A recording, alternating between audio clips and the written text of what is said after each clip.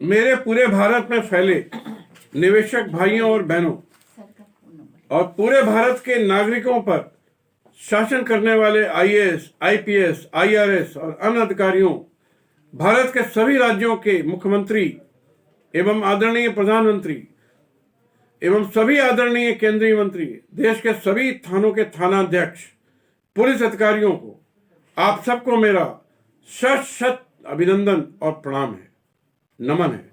साथियों, मैं व्यक्तित्व को प्रणाम करता हूं, व्यक्ति को नहीं। चरित्र की पूजा करता हूं, चित्र की नहीं।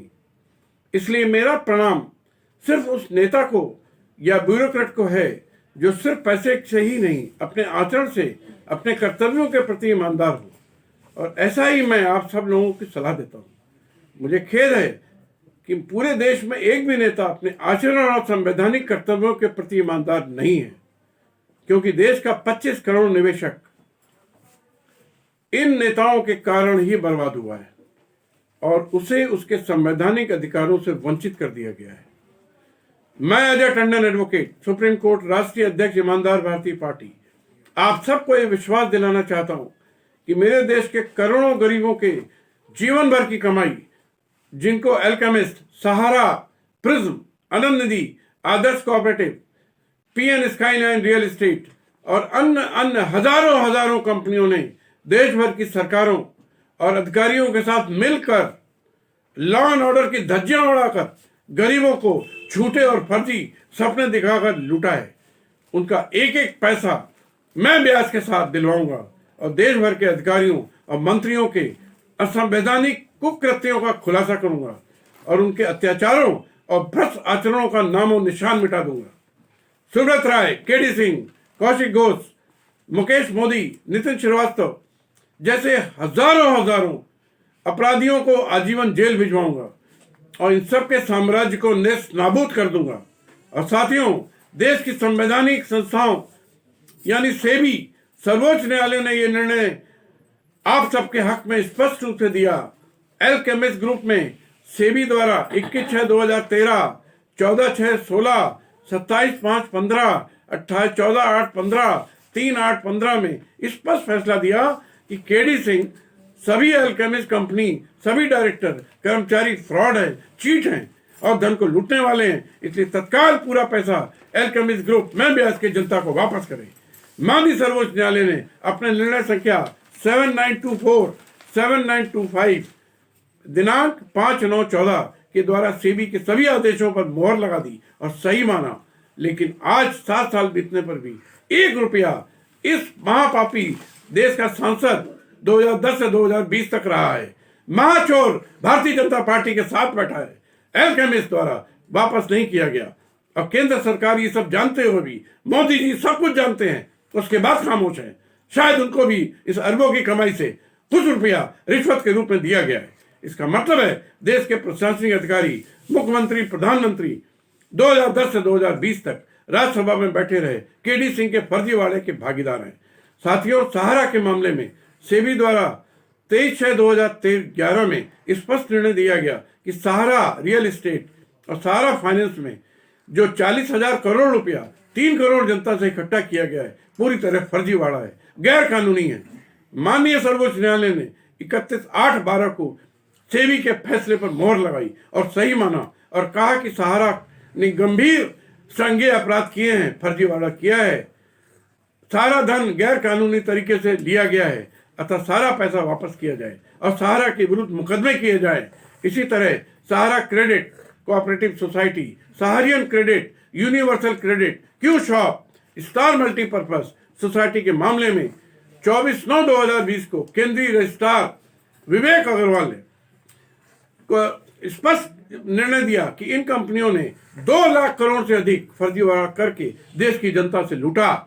एमबी, बैली और अन्य संपत्तियों में लगा दिया। इसका पैसा तुरंत वापस होना चाहिए। साथियों, कुल ऐसा ही हाल दूसरी फर्जी कंपनी यानी प्रिज्म इंफ्राकॉन, प्रिज्म इंडस्ट्रियल, आनंद निधि, पीएन स्काईलाइन, आदर्श कोऑपरेटिव सोसाइटी और हजारों लुटेरी कंपनियों का है। क्योंकि इन सभी कंपनियों का गंभीर संज्ञेय अपराध सेबी और सर्वोच्च न्यायालय ने स्पष्ट रूप से साबित कर दिए हैं और व्यवस्था दे दी है कि सर्वोच्च न्यायालय कि संवैधानिक पीठ 12/11/2013 को लिया गया फैसला ललिता कुमारी बनाम उत्तर प्रदेश सरकार 68/2008 पूरी तरह से लागू होता है। इस फैसले के पन्ना नंबर 39 और 40 में लिखा है कि अगर संज्ञेय अपराध होने की सूचना थाने में दी जाए तो थानेदार को कोई जांच करने का अधिकार नहीं है, कोई बयान लेने का अधिकार नहीं है, कोई समझौता कराने का अधिकार नहीं है और तत्काल एफआईआर दर्ज करना उसका कानूनी जिम्मेदारी है।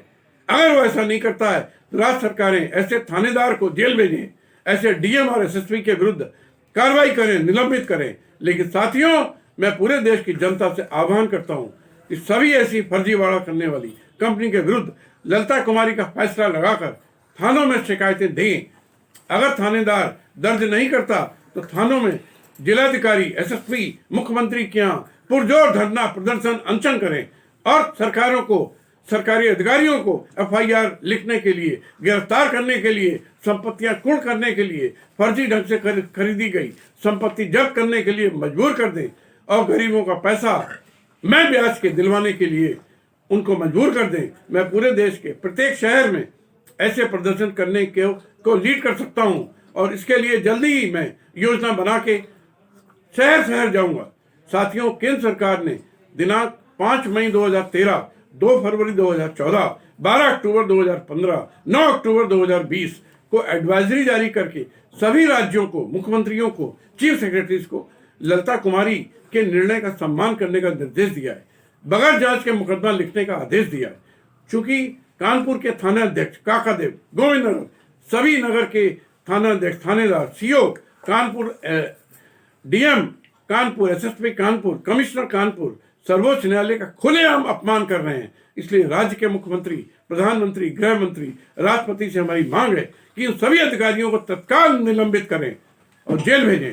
साथियों, में आप मेरे द्वारा पूरे देश में भेजी गई याचिकाओं जो प्रधानमंत्री, मुख्यमंत्री, CBI, ED, SFIO, income tax chairman, माननीय राष्ट्रपति, देश के सभी थानों, देश के सभी जिलाधिकारियों, सभी पुलिस कमिश्नर, सभी राज्यपालों को भेजी हैं और सर्वोच्च न्यायालय में दाखिल करने के लिए याचिकाएं तैयार हैं, जो पैसे के अभाव के कारण दाखिल नहीं हो पा रही है। मैं ये सारी याचिकाएं आप सबको भेज रहा हूं, जिसको आप अपने स्तर से सभी मंत्रियों और सभी अधिकारियों के यहाँ दबाव बनाएंगे।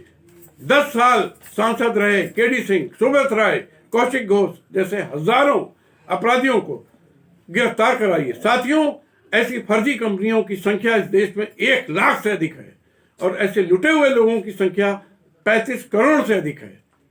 ऐसा लुटे हुए धन और लुटी हुई पैसे से खरीदी गई संपत्तियों की वैल्यू 50 लाख करोड़ से अधिक है।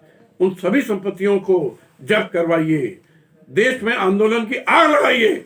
मैं पूरे देश में इस आंदोलन की लीड करने के लिए तैयार हूं, लीड कर रहा हूं और करता ही रहूंगा जब तक देश भर की एक एक गरीब का पैसा मैं ब्याज के उनको नहीं मिल जाता। ईमानदार भारतीय पार्टी ने देखा एक सपना, भ्रष्टाचार मुक्त देश हो अपना। मकसद में सच्चाई है तो सीना ठोक कर यही कहो, झुकना होगा दुनिया तुझको, तुम बस अड़े रहो, अड़े रहो, अड़े रहो। मंजिलें उनको मिलती हैं जिनके सपनों में जान होती है। पंखों से कुछ नहीं होता दोस्तों, हौसलों से उड़ान होती है। फिर कहता हूं, तू रख हौसला, ये मंजर भी आएगा, प्यासे के पास चलकर समंदर भी आएगा। थक कर बैठना है मंजिल के मुसाफिर, मंजिल भी मिलेगी और मिलने का मजा भी आएगा। और अपने हौसलों के बल पर हम अपनी प्रतिभा दिखा देंगे। भले कोई मंच ना दे हमको, हम अपना मंच खुद बना लेंगे। देश के गरीबों, अब तुम्हें जागना होगा। भ्रष्टाचारी शासन, अब तुम्हें भागना होगा। तन्हा बैठकर ना देखो हाथों की लकीरों को, उठ बांध कबर अपनी, लिख दे खुद अपनी तकदीरों को। जिनके अकेले चलने के हौसले होते हैं, एक दिन उनके पीछे काफिले भी खड़े होते हैं। सुब्रत राय और केडी सिंह, सुन लो, अहम की अकड़ ज्यादा दिन चल नहीं सकती। मौत की घड़ी कभी टल नहीं सकती। लूट की दौलत भले ही जमा कर लो, पाप की कमाई कभी फल नहीं सकती। देश की शासन व्यवस्था ये समझ ले कि हम गरीबों के संवैधानिक अधिकारों की भीख नहीं मांगते, उसको छीन लेते हैं और छीनने का समय आ गया है। जय हिंद, जय भारत, जय मां भारती।